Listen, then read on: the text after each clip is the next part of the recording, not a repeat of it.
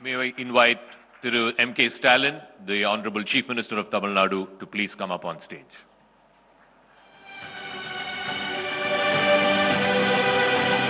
நன்றி திரு ஜாக்கா மற்றும் திரு கார்த்திகை செல்வன் அவர்களுக்கு. முதல்வர் அவர்களை கௌரவிக்கும் நேரம் அது.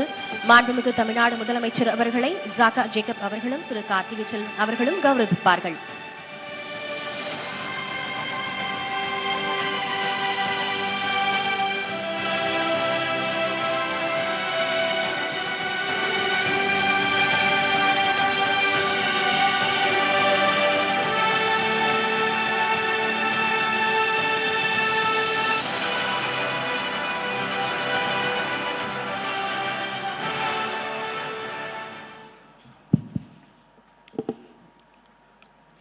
அன்புள்ள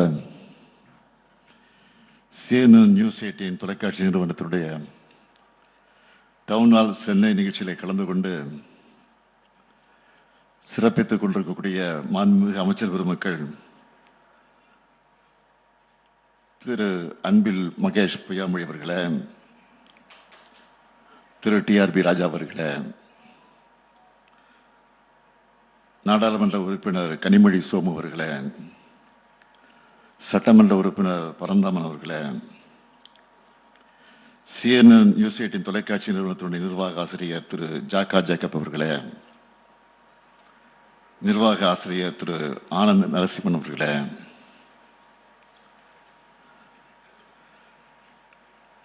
தெற்கிற்கான நிர்வாக ஆசிரியர் திரு விவேக் நாராயணன் அவர்களே, நியூஸ் 18 தொலைக்காட்சி நிறுவனத்தின் மூத்த ஆசிரியர் திரு கார்த்திகை செல்வன் அவர்களே, வருகை தந்திருக்கக்கூடிய பத்திரிகையாளர் உள்ளிட்ட சிறப்பு விருந்தினர்களே, அரசு உயர் அலுவலர்களே, பத்திரிகை மற்றும் ஊடகத்துறை சார்ந்திருக்கக்கூடிய நண்பர்களே, உங்கள் அனைவருக்கும் என்னுடைய அன்பான வணக்கம். கருத்து பரிமாற்றங்களும் விவாதங்களாலும் உரையாடல்களாலும் மாபெரும் அறிவு புரட்சியை நடத்தி காட்டியிருக்கக்கூடிய தமிழ்நாட்டில் இந்த டவுன் ஹால் நிகழ்ச்சிக்கு ஏற்பாடு செஞ்சிருக்கக்கூடிய CNN நியூஸ் 18 ஊடக நிறுவனத்திற்கு முதல்ல என்னுடைய வாழ்த்துக்களையும் பாராட்டுக்களையும் நான் தெரிவித்துக் கொள்ள விரும்புகிறேன்.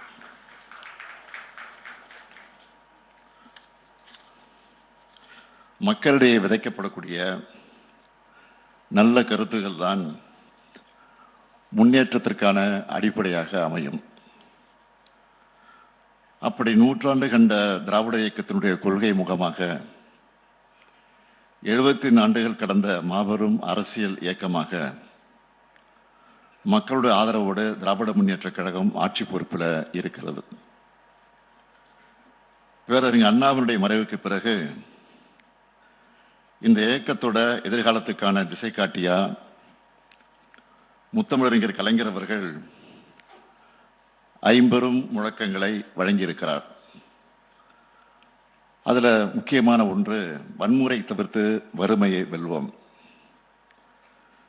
திராவிட முன்னேற்ற கழக அரசு பொறுப்பை ஏற்கிற போதெல்லாம் இதை மனசுல வச்சுதான் மக்கள் நல திட்டங்களை செயல்படுத்திக் கொண்டிருக்கிறோம். இங்க ஏராளமான ஊடகவியலாளர்கள் இருக்கீங்க. 11.19% வளர்ச்சி என்பதை தமிழ்நாட்டை தவிர வேற எந்த மாநிலத்தால சாதிக்க முடிஞ்சிருக்கு. அதுவும் எப்படிப்பட்ட சூழல்ல இதை நாங்க சாதிச்சிருக்கிறோம். ஜனநாயகத்துக்கும் கூட்டாட்சிக்கும் கொஞ்சம் கூட மதிப்பு தராத பாஜக ஆட்சி ஒன்றியத்தில் ஆளுகிறது. எதிர்கட்சிகள் ஆளக்கூடிய மாநிலங்களை எந்த அளவுக்கு வஞ்சகத்தோட ஓரவஞ்சனையோட அவங்க அப்ரோச் பண்றாங்கன்னு அதெல்லாம் உங்களுக்கு நான் விளக்க சொல்ல வேண்டிய அவசியம் இல்லை, உங்களுக்கே நன்றாக அது தெரியும். கவர்னர்கள் மூலமாக நிர்வாக சிக்கல்களை ஏற்படுத்துறதில் தொடங்கி செயற்கையான நிதி சுமையை உருவாக்கி மாநிலங்களை முடக்க நினைக்கிற வரைக்கும் அத்தனை செயல்களையும் செய்து கொண்டிருக்கிறார்கள். இது மட்டும்தான் அவங்களுக்கு தெரிஞ்ச பாலிடிக்ஸ். ஆனா இதையெல்லாம் அரசியல் தளத்திலையும் ஆட்சி அதிகாரத்திலையும் எதிர்கொண்டு வளர்ச்சி அரசியல்னா தமிழ்நாட்டை பாருங்கன்னு சொல்ற அளவுக்கு டெவலப்மெண்ட் பாலிடிக்ஸை அடையாளமா தமிழ்நாடு இன்றைக்கு வளர்த்திருக்கு. அதுவும் ஒரு தரப்புக்கான வளர்ச்சி இல்லை, எல்லாருக்கும் எல்லாம் என்ற பரந்துபட்ட வளர்ச்சி. பெண்கள், மாணவர்கள், இளைஞர்கள், விவசாயிகள், தொழிலாளர்கள், நெசவாளர்கள், தொழில் முனைவோர், அரசு ஊழியர்கள், ஆசிரியர்கள், திருநர்கள், மாற்றுத்திறனாளிகள் எல்லாரையும் எம்பவர் பண்ற பாலிடிக்ஸை நாங்க முன்னெடுத்திருக்கிறோம். நாங்க செஞ்சிருக்கிற மாதிரியான திட்டங்களை வேற எந்த மாநிலத்திலாவது செஞ்சிருக்காங்களா? குரோத் சும்மா வந்துடுமா? இத்தனை திட்டங்களையும் வெற்றிகரமா செயல்படுத்துற காரணத்தினாலதான் 11.19% குரோத் சாத்தியமாகி இருக்கு. தமிழ்நாட்டில் எந்த குடும்பத்தை எடுத்துக்கிட்டாலும் அவங்கள ஒருத்தராவது நம்ம அரசோட திட்டங்கள்ல பயனடைஞ்சிருப்பாங்க. அதனாலதான் ஆட்சிக்கு ஆதரவான மனநிலையில மக்களை இன்றைக்கு நாங்கள் சந்திக்கிறோம். தமிழ்நாட்டோட இந்த வளர்ச்சியும் தனித்துவமும் உண்மையான வளர்ச்சி அரசியல்னு என்னன்னு இந்தியாவோட மற்ற மாநிலங்களுக்கு காமிக்கிற செயல்பாடுகளும் பாஜகவை கடுமையாக எரிச்சல் அடைய வைக்குது. ஆனா அவங்களுடைய சதி அரசியல் எக்ஸ்போஸ் ஆகி அவமானப்பட்டு அசிங்கப்பட்டு நிற்கிறாங்க.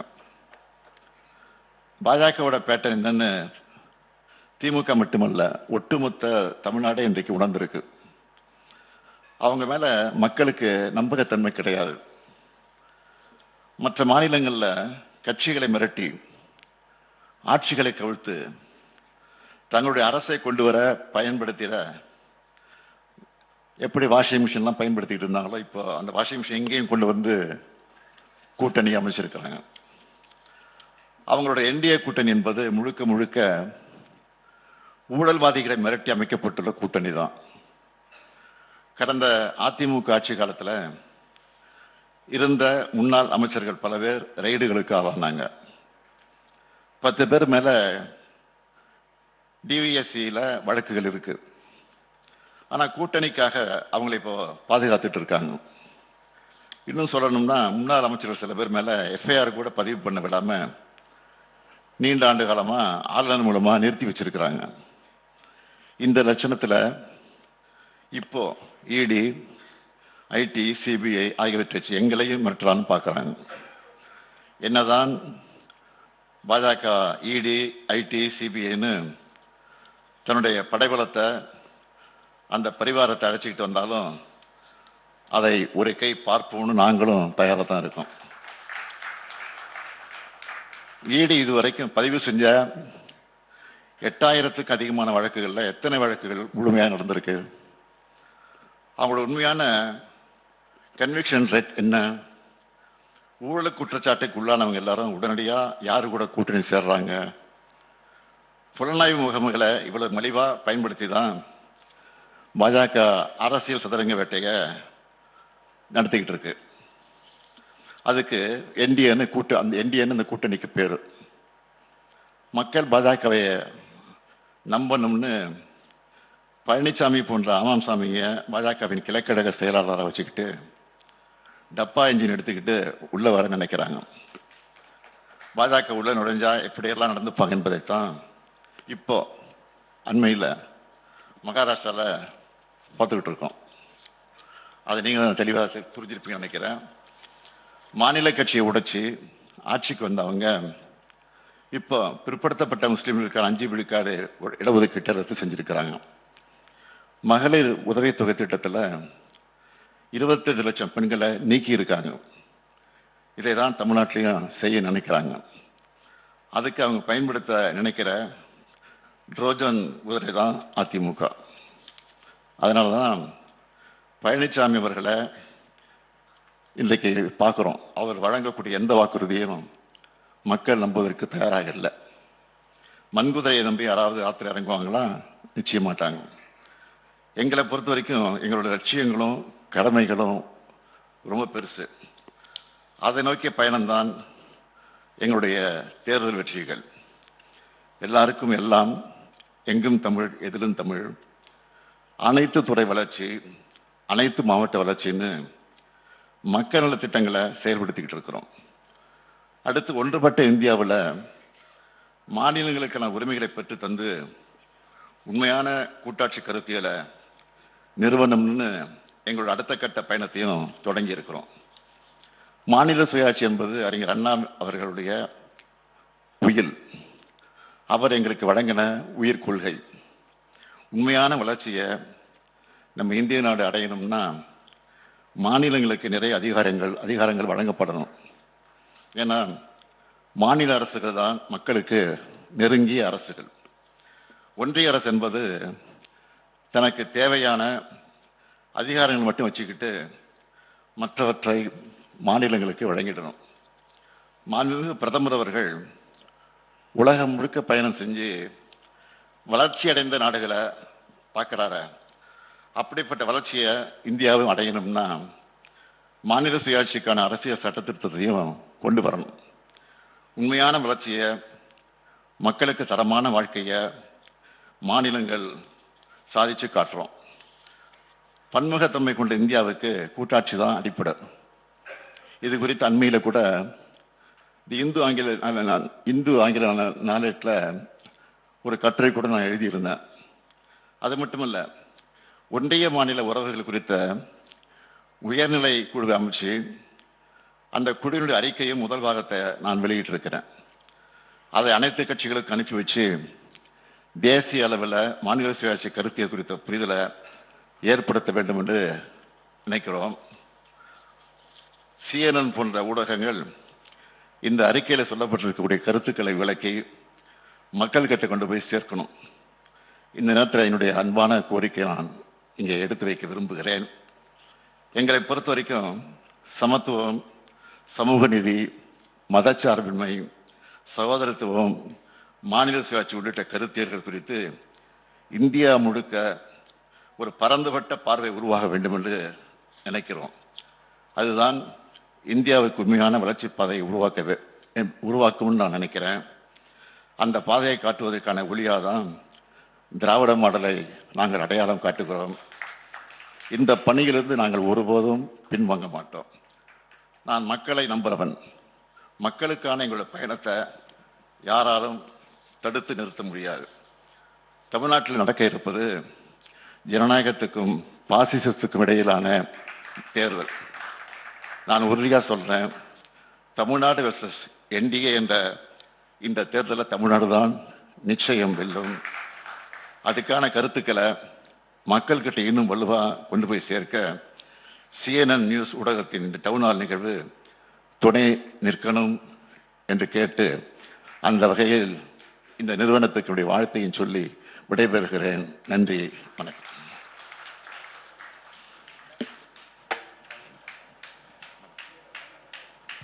Sir, thank you. ரெண்டு கேள்விகள் கேட்க முடியுமா உங்ககிட்ட? ரெண்டு கேள்விகள். நீங்க இந்த தேர்தல் Dravida model versus north Indian model அப்படின்னு சொன்னீங்க. அதை பத்தி கொஞ்சம் சொல்லுங்க. இங்க இருக்கிற எதிர்கட்சியும் திராவிட மாடல் தான் அவங்களும் ஃபாலோ பண்றாங்க அப்படின்றாங்க. என் பேச்சிலே தெளிவா சொல்லியிருக்கிறேன். மதச்சார்பின்மை, சோசியலிசம், பாசிசத்தை எதிர்க்கணும், இதுதான் திராவிட மாடல். இதான் சொல்லியிருக்கேன், தெளிவாக சொல்லியிருக்கேன். எல்லாருக்கும் எல்லாம் என்கிற அந்த கொள்கையை உபயோகித்துக்கிட்டு எங்களுடைய திட்டங்களை நிறைவேற்றி கொண்டிருக்கிறோம். பாஜக அந்த மாடல் ஃபாலோ பண்ணலன்னு நீங்க சொல்றீங்களா? அவங்களுடைய கூட்டணி கட்சி கூட திராவிட மாடல் தான் பண்றாங்க அப்படின்றாங்க. நிச்சயமா இல்ல, அது உறுதியா சொல்றேன். பயன்படுத்திக்கிறாங்க, அவ்வளவுதான். அதை பயன்படுத்திக்கிறது போர்வையை போதிக்கிட்டு உள்ளுக்குள்ள என்ன செய்யணுமோ செஞ்சுக்கிட்டு இருக்காங்க. இப்போ பலமுனை போட்டி களத்துல இருக்குன்றாங்க. நீங்க பலமுனை போட்டியா பாக்குறீங்களா? அப்படி வந்ததுதான் அதுல உங்களுக்கு சாதகமா எப்படின்னு பாக்குறீங்க, பாதகமா? நிச்சயமா பலமுனை போட்டி இருக்கலாம், ஆனா பலம் பொருந்திய போட்டியாக இல்லை. பிரதமர் 3 முறை இப்ப இந்த மாசம் வரப்போறாங்க. பாஜக ரொம்ப தீவிரமா இருக்கு தமிழ்நாட்டுல அந்த கூட்டணி வெற்றி பெற வைக்கணும் அப்படின்னு எப்படி பாக்குறீங்க? நான் அடிக்கடி சொல்றேன், பிரதமர் அடிக்கடி வரணும், அமித்ஷாவும் அடிக்கடி வரணும், இந்த கவர்னரை மாற்றக்கூடாது. இதுவே எங்களுக்கு பெரிய பிரச்சாரம். இப்ப இந்த 5000 ரூபாயை கொடுத்துருக்கீங்க, கிட்டத்தட்ட ஒரு சர்ஜிக்கல் ஸ்ட்ரைக் அப்படின்னு திமுகல எல்லாரும் சொல்றாங்க. கீழே மக்கள் மத்தியிலையும் பேசு பொருளா இருக்கு. அது வந்து உங்களுடைய கடமைன்னு நினைக்கிறீங்களா அல்லது ஒரு கேம் சேஞ்சரா இந்த தேர்தலுக்கு? இதுக்கு நான் தொடக்கத்திலேயே நான் அதுக்கு விளக்கம் கொடுத்தேன். அது என்னைக்கு தொடங்கணுமோ அந்த காலையே தொலைக்காட்சியில நான் பேசியிருக்கிறேன். அதுதான் விளக்கம். இதுக்கு முன்னாடி விளக்கம் சொல்ல வேண்டிய அவசியம் இல்லை. தொடர்ந்து தானே சொல்லிட்டு இருக்கிறோம். திரு மணிசங்கர் ஐயரும் இருக்காங்க. இன்னும் நிறைய பேர் இங்க அரங்கத்திற்கு வந்திருக்கிறத பாக்குறோம். இன்னைய நிகழ்வுல இருக்காரு. அவர் உள்பட அதே போல உத்தவ் தாக்கரே இன்னும் பலரும் சொல்றாங்க இந்தியா கூட்டணிக்கு நீங்க தலைமை தாங்கணும் அப்படின்னு. அப்படி ஒரு வாய்ப்பு வந்தா ஏற்பீர்களா? தலைவர் ஏற்கனவே சொல்லியிருக்காரு ஒருத்தர, என்னோட உயரம் எனக்கு தெரியும், அந்த உயரத்தின் அடிப்படையில் நான் இருப்பேன். நன்றி sir. Thank you. Thank you very much.